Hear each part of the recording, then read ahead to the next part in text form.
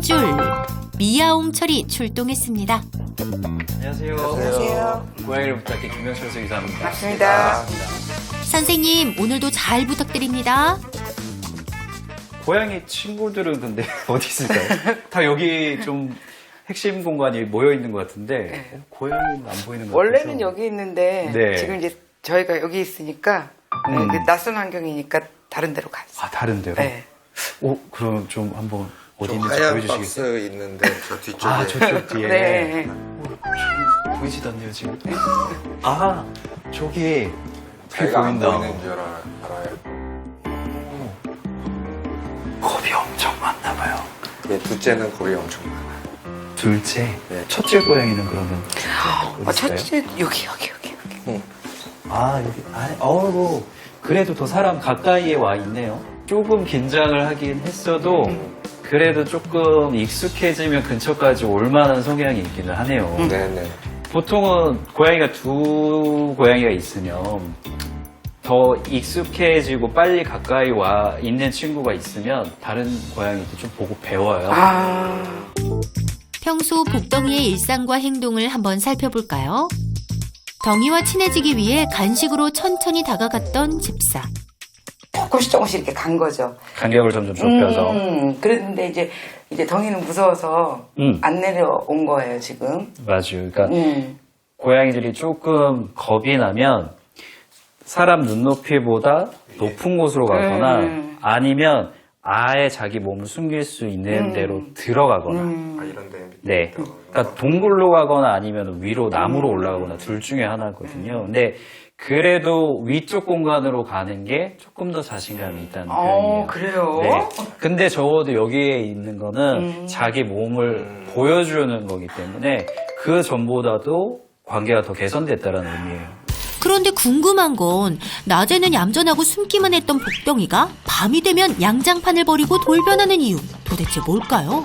이게 복덩이들이 아직까지는 순화가 완벽히 되어 있지 않다 보니까 낮 시간에는 사람이 있는 거에 대해서 계속 경계하고 소심하게 잘 움직이지 못하거든요. 그러면서 축적된 이제 사냥 본능 에너지가 밤에 편해졌을 때 한꺼번에 폭발하다 보니까 밤사이에는 정말 활발하게 움직이고 그리고 우다다 여기저기 막 달려다니는 이런 모습들까지 관찰될 수 있습니다.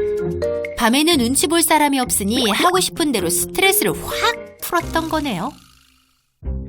사람이 있을 때보다는 훨씬 겁없고 활발하네요. 네. 밤에 지금 두 고양이가 돌아다니는 모습이 두 보호자분이 있는 상황에서만큼은 그래야지 백. 보여줘야지 완전히 순화가 끝난 거고 사람을 완전히 신뢰하는 단계까지 간 거다라고 보시면 돼요. 밤새 목이 터져라 울고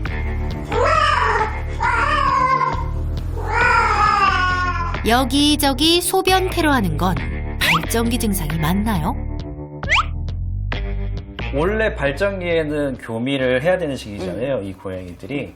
근데 수컷 고양이들을 끌어들여야 되니까 울어서 소리로 알리고 그 다음에 그때는 소변 성분도 변해요. 그래서 냄새가 더 심해? 거기에 페로몬이 섞여요. 내가 지금 성숙이 되었고 그 다음에 교미 후에 출산할 준비가 되어 있다는 정보를 남기기 위해서 그런 식으로 이제 스프레이를 하기 시작해요. 암컷 고양이들도. 그래서 냄새가 더 지독한 거예요? 좀 달라요.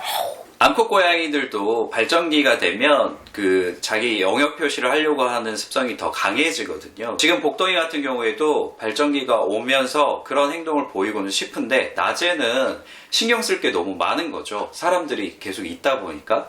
대신에 그런 걸 이제 거리낌 없이 표현해도 되는 밤 시간이 되면 원래 있던 습성대로 여기저기에다가 소변 테러, 스프레이를 하는 행동을 보이는 걸로 생각이 됩니다. 앞에서 그냥 이렇게 뒹굴뒹굴 할 수 있다는 거는 완전히 경계심을 푼 상태거든요. 거리가 한 1m 정도만 거리가 좀 주어지면 전혀 긴장을 안 하는 정도까지는 지금 가까워지셨네요. 집사님들 노력이 헛되진 않았네요. 그리고 칭찬해드릴 것도 있답니다. 고양이 순화를 하면서 실패하는 경우 중에 하나가 사람이 있을 때 위에서만 이제 머물러 버리는 친구들이 있어요. 근처에 내려와도 안전하다는 거. 마지막에 그 공포심을 극복할 수 있는 그 단계를 넘어가는 게 되게 중요한데 지금 그런 요소들이 적절히 지금 사용되고 있어서 다행이네. 그래서 그 거리가 지금 좁혀진 거예요. 높은 곳에 숨지 않고 바닥으로 사람 가까이 내려오게 하는데 아빠 집사 장난감도 한몫했다는 것. 여자 보호자분하고 지금 고양이들 복덩이 간의 이렇게 관계는 상당히 친밀해졌어요. 아빠는 아직까지 무서워요. 왜냐면 남자 어른이 두 가지 핸디캡이 있어요. 하나는 덩치가 커요. 보통. 키도 더 크고.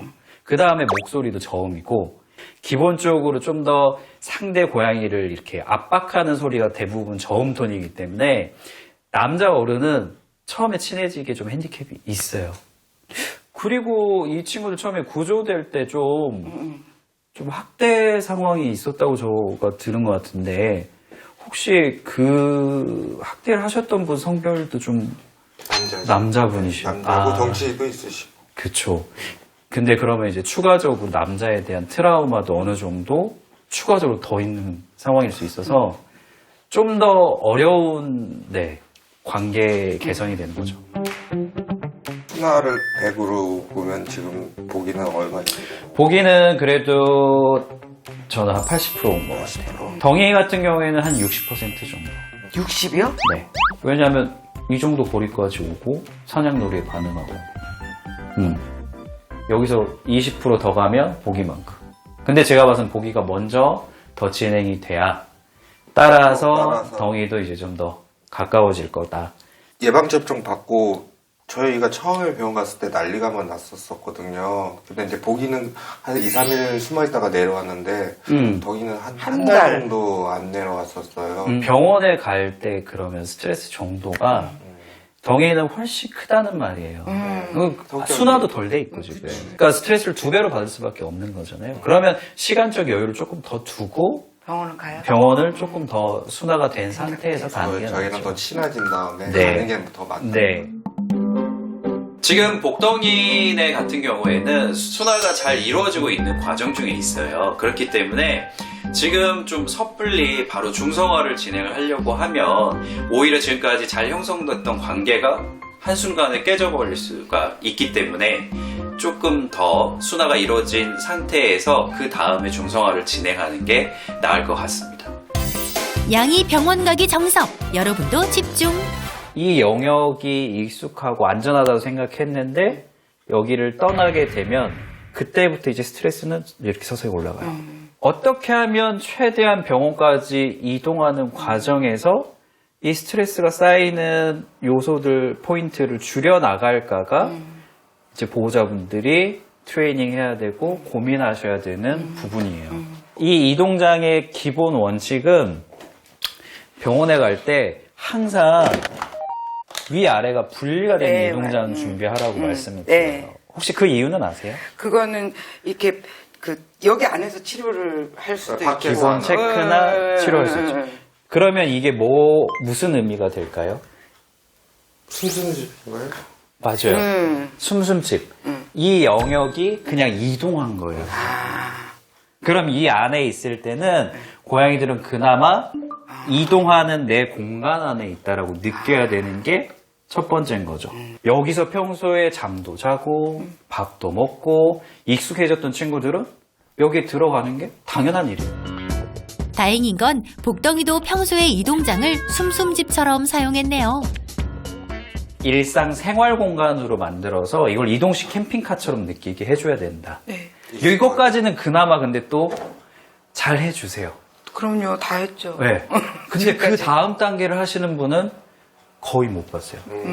다음 단계가 있어요. 있죠.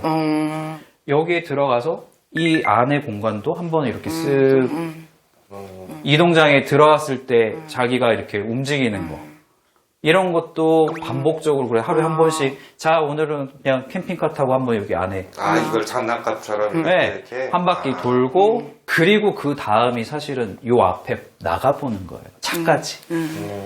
그 다음 상황이 결국은 이동장을 가지고 밖에 나가는 거잖아요. 그리고 밖에 나가면 되게 낯선 시각 자극도 많이 들어오고 소리도 되게 많이 들어오니까 거기에는 이제 담요를 이렇게 한번 씌워주는 거예요. 그리고 차에까지 딱 한번 가서 차에서 아이 상태를 좀 봐요. 차에 가면은 그 다음 시동 엔진음 평소에 못 듣는 엔진음 들어야 되잖아요. 차에서 엔진만 걸어놓고 옆에 가만히 한 2, 3분 이렇게 놔두고 또 맛있는 보상만 주고 그날 다시 집에 오고. 병원 가기 전에 우리가 할 수 있는 거는 최대한 스트레스를 아끼자. 그 나머지는 병원에서 고양이가 진료 보는데 사용하자. 이 개념이에요. 보기 덩이야, 병원 가는 거 무서운 거 아니야. 천천히 연습해보자. 진짜 오래 살았으면 좋겠고 우리가 를 받은 애였으니까 이제 행복하게 살 예, 그리고 우리가 병원 데리고 갈 때까지 복덩이가 안 아팠으면 좋겠어. 집사님들, 여태껏 노력하신 만큼 서두르지 않고 차근차근 하다 보면 녀석들 곧 병원 갈 수 있겠는데요. 조금만 더 애써주세요. 복덩이 앞으로도 잘 부탁드립니다.